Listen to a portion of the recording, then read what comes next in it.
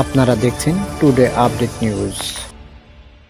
1964 সালে যখন এই বিমানবন্দর তৈরির উদ্যোগ নেওয়া হয় এবং পরিকল্পনা করা হয়, তখন পাকিস্তানের প্রাদেশিক একটি রাজধানীর বিমানবন্দর হিসেবে এটি বিবেচিত হয়। তখন গুটি কয়েক এয়ারক্রাফট এখানে ওঠানামা করত, আর তখনকার দিনে উত্তরা, টঙ্গী, আশুলিয়ার দিকে কোনো বসতি ছিল না। এই বিমানবন্দর যখন 1981 সালে উদ্বোধন হলো, তখনও এলাকাগুলোতে সেভাবে বসতি ছিল না। তারপরে যেভাবে জনবসতি বেড়েছে ওইসব এলাকায়, এটা তো এখন উদ্বেগজনক অবস্থা। তিনি বলেন, উড়োজাহাজ দুর্ঘটনাগুলো ঘটে কিন্তু দুটো সময়, একটা হচ্ছে ভূমি থেকে ওড়ার সময় টেক অফ, আরেকটা হচ্ছে ভূমিতে নামার সময় ল্যান্ডিং। এই দুটো সময় হচ্ছে সবচেয়ে গুরুত্বপূর্ণ। এখানে কিন্তু টেক অফ করেছে ঘনবসতির ওপর দিয়ে, আবার ল্যান্ডিংও করেছে ঘনবসতির ওপর দিয়ে। এটা আমাদের জন্য ভয়ানক একটা ঝুঁকিপূর্ণ পরিস্থিতি সৃষ্টি হয়ে আছে। এখানে একটা প্রশিক্ষণ উড়োজাহাজ বিধ্বস্ত হওয়াতে কতগুলো শিশুর প্রাণহানি হলো, আর যদি 300-400 যাত্রী নিয়ে কোনো উড়োজাহাজ বিধ্বস্ত হতো তাহলে কি অবস্থা হতো সেটা ভাবতেই চাই না। একটা যাত্রীর বিমানে প্রশিক্ষণ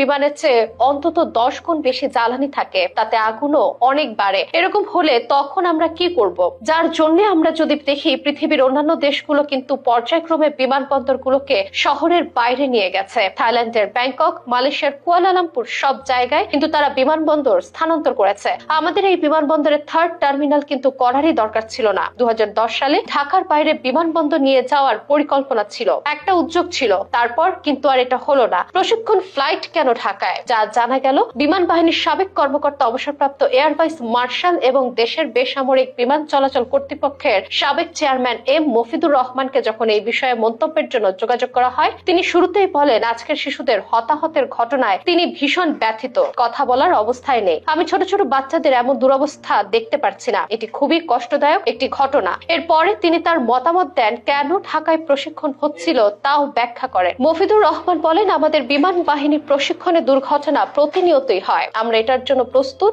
এবং অভ্যস্ত। সব দেশেই এটি হয়। যেখানে বিমান বাহিনীর উড্ডয়ন হবে, আমরা যতটাই শতভাগ নিরাপত্তা নিশ্চিত করি, তারপরও দুর্ঘটনা ঘটতে পারে এবং ঘটে। সারা পৃথিবীর সব বিমান বাহিনীতে দুর্ঘটনা ঘটে। দুর্ঘটনায় বৈমানিকরা আহত, নিহত হন, পাশাপাশি আরো কিছু ক্ষয়ক্ষতি হয়। কিন্তু মাইলস্টোনের ক্ষয়ক্ষতি একেবারেই চিন্তাতীত এবং অকল্পনীয়। এরকম একটি স্কুলে পড়ে ছাত্র ছাত্রী, অভিভাবক আরো অনেকেই ছিলেন। বাংলাদেশ বিমান বাহিনীর উড়োজাহাজগুলোতে বেশি সংখ্যক উড্ডয়নের ঘন্টার রেকর্ডধারী এই বৈমানিক বলেছেন, শুধু প্রশিক্ষণ বিমান না, যে কোনো বিমানের জন্য ওড়ার এবং অবতরণের সময়টা অনেক গুরুত্বপূর্ণ। এই উড্ডয়ন এবং অবতরণের পথও এজন্য অনেক গুরুত্বপূর্ণ, কারণ এটি মাটির খুব কাছে থাকে। এই সময় বেশি কৌশল প্রয়োগ করার সুযোগ থাকে না, নিয়ন্ত্রণ থাকে না বৈমানিকের, যে কিছু সমস্যা হলে সরে যাবে, আর গতিও কম থাকে, উচ্চতাও কম থাকে, আর যুদ্ধ বিমান অচল হয়ে গেলে তো ঠাস করে পড়ে যাবে। এজন্য বিমানবন্দরগুলোতে ওড়ার এবং নামার পথে ভবনের উচ্চতা নিয়ন্ত্রণ করা হয়ে থাকে। যখন একটা বিমানবন্দর তৈরি করা হয়, বর্তমান যুগের নগর পরিকল্পনায় ওড়ার এবং নামার পথে স্কুল, কলেজ, হাসপাতাল এগুলো দেওয়া হয় না। এর আরেকটা কারণ হচ্ছে ঝুঁকি, আর আরেকটা কারণ হচ্ছে শব্দ। মাইলস্টোন স্কুলে উড়োজাহাজ বিধ্বস্ত হয়ে শিশুদের প্রাণহানির ঘটনায় সকলেই শোকাহত।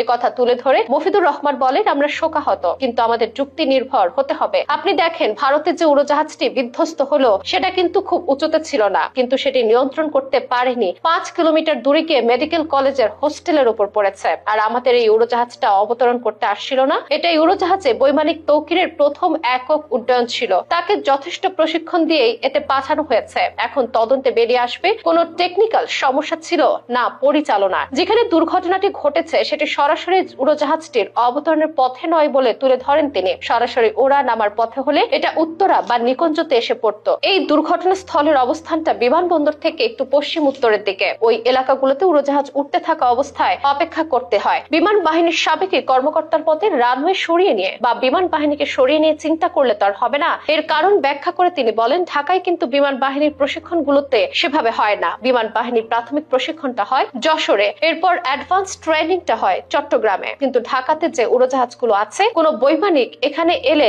পরে তাকে এগুলো পাঠানো হয় এবং প্রশিক্ষণ দিতে হয়। যে কর্মকর্তা আজ প্রাণ হারালেন, অন্য উড়োজাহাজে কিন্তু তার প্রশিক্ষণ হয়ে গেছে। উড়োজাহাজ চালানো কিন্তু গাড়ির মতো না যেটা চালাতে পারলে সব চালানো যায়। এখানে উড়োজাহাজের ধরন পরিবর্তন করলে তাকে একটা নির্দিষ্ট ঘন্টার প্রশিক্ষণ নিতে হয়। এর একটা সিলেবাস রয়েছে। প্রথমে প্রশিক্ষকের সঙ্গে করতে হয়, এরপর একা একা উড্ডয়ন করতে হয়। এটিকে অপারেশন ঘোষণা করা হয়। ঢাকা বিমান বাহিনীর থাকা না থাকা সার্বভৌমত্বেরও প্রশ্ন।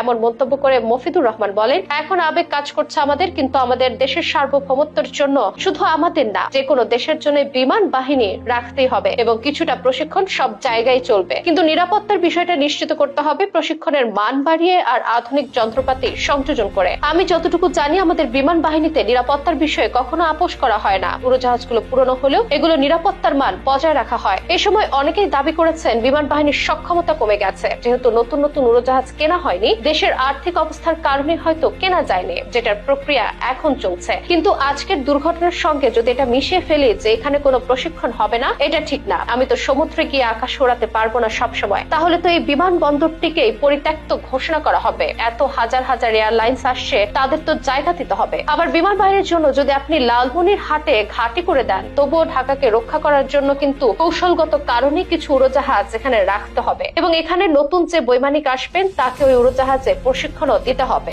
তবে এভিয়েশন সাংবাদিক তানজিম আনোয়ার বলছেন, এখন ঢাকায় যে এভিয়েশন হাব গড়ে উঠেছে, আমাদের নগর পরিকল্পনার ক্ষেত্রে সেই দিকটা খেয়াল রাখা উচিত। দিয়াবাড়িতে যে এলাকায় দুর্ঘটনা ঘটেছে সেটা কিন্তু শাহজালাল বিমানবন্দরে ওঠা নামার একটা কাছাকাছি পথ। সেখানে একটি ছোট প্রশিক্ষণ উড়োজাহাজ না হয়ে বড় যাত্রীবাহী উড়োজাহাজ হলে পরিস্থিতি আরো ভয়াবহ হতে পারত।